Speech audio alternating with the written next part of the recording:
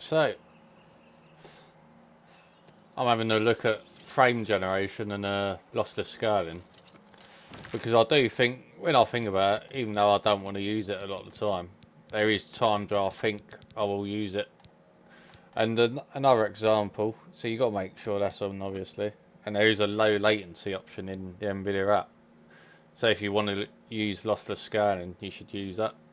So it's basically Nvidia's reflex in that. But yeah, if this is Elder Scrolls Remastered, and there is a lot of stutters in the game, so that tends to be smoothed out because it's meant to be a smoothing technique. This frame generation. So I mean they do run very heavy, these Unreal Engine 5 games.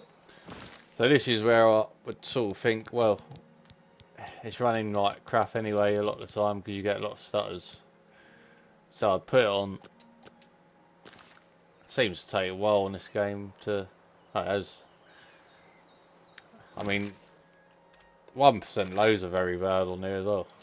Look at that. I mean, it's a typical Unreal Engine 5 game. But then, I mean, at frame time, with Nvidia's frame gen, it always seems to give you that sort of graph. It's like, doesn't give you an accurate reading. It's like, that's sake as well. So, anyway, this is where I would use it. I'd put it on. Now, I found in a lot of games like Spider-Man 2, it just smooths it out. Definitely smooths it out. So that's where I'd use it. So it will, first of all, we'll load up the lossless because I want to use that. Because I think for people that want to use it, it is a really good app, and it's really cheap in Steam. And since Nvidia have locked people out of it, this is a really good. I mean, it does the same thing really as Nvidia, and it does actually use AI. So you can have 2 times, which is normal, 3 times, 4 times, all the stuff they advertise. And as I said, in each game, make sure you got that on to reduce latency, because it will add latency. But it's pretty good. I mean, the frames are really good on the. I mean, I might just put on DLAO. So then I'll just look at this. I mean, this runs really well, this game, but I'll just put it on.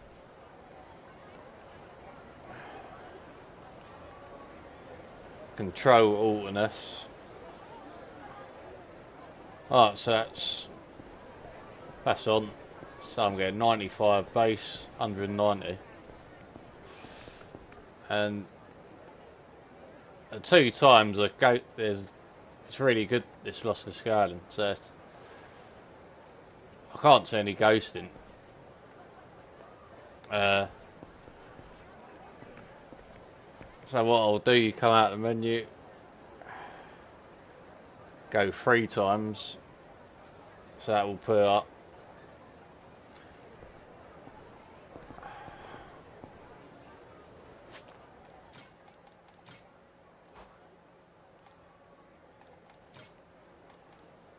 Oh, that's another thing, make sure it's borderless, yeah, otherwise it won't work. So now it's come up.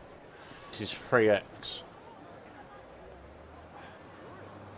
There is slightly more ghosting, so that is one of the things you will see, but if people want to use it, this is how you do it.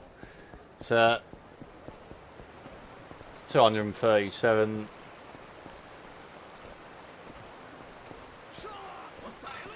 So let's see it, just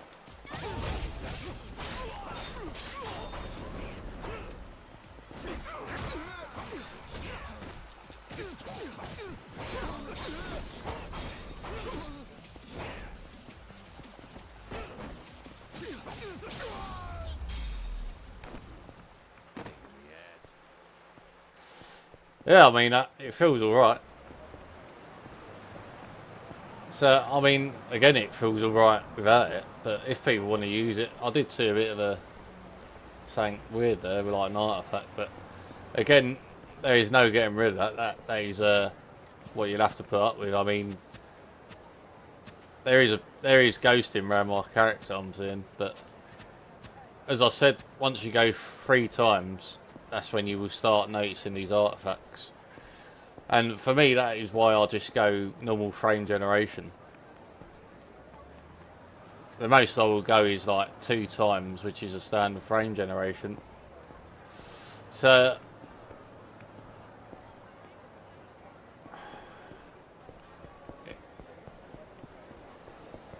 it's just more in motion. It is more noticeable, and just saw some ghosting around the character.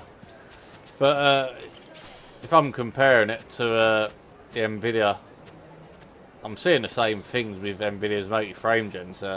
For the price, it is definitely for people that haven't got 5000 series card. This is a great alternative to Nvidia's multi-frame gen because it essentially does the same thing.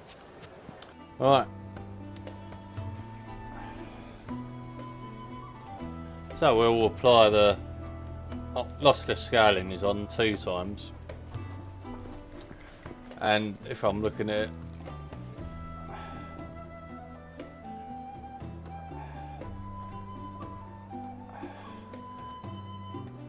so there is a slight bit of ghosting, but nothing too terrible.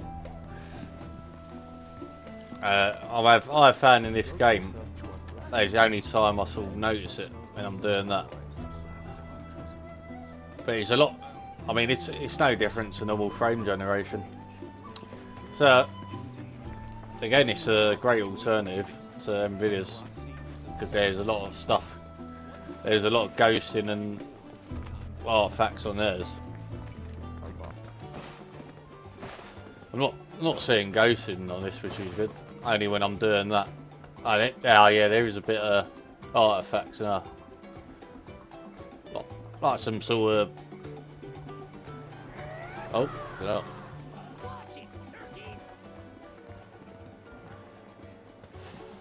So again, it will get worse the more you add. I'd say that looks better when I go to 2 times. Well, 4 would definitely be worse. So we go to 4.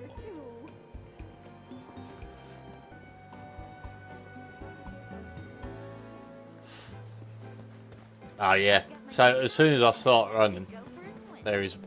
Oh, that. Yeah, I don't like that. It's like some black shadow following them.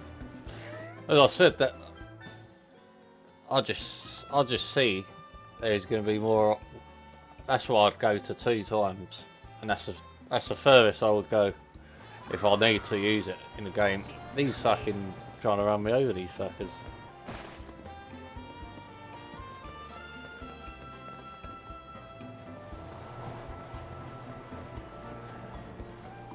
Yeah, so that ain't as bad.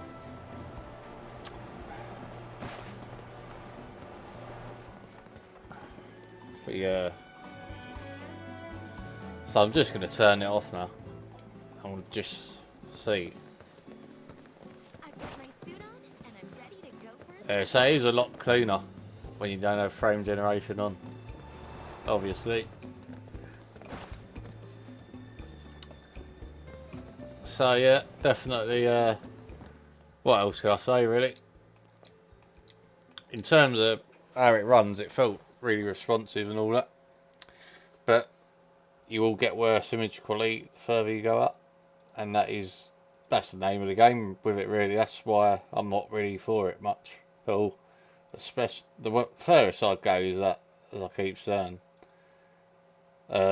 I think Tim from Hardware on Box said it will be like 60% more chance you'll see something weird on 3, 75 on 4 times. So there you go. If you want to use it, that is a great alternative to Nvidia's multi-frame generation. So to me, it's more logical to use that if you don't want to buy a 5000 series, just to use that. For people that like it, I think it's really good. So and it does exactly the same thing as that, from literally from what I've seen. So it's got the same strengths by the looks of it and the same weaknesses, where you will see it can add a lot of sort of emotion blur as well once you go 3 times, 4 times, and all that. So anyway, thanks for watching, and I will see you in the next one.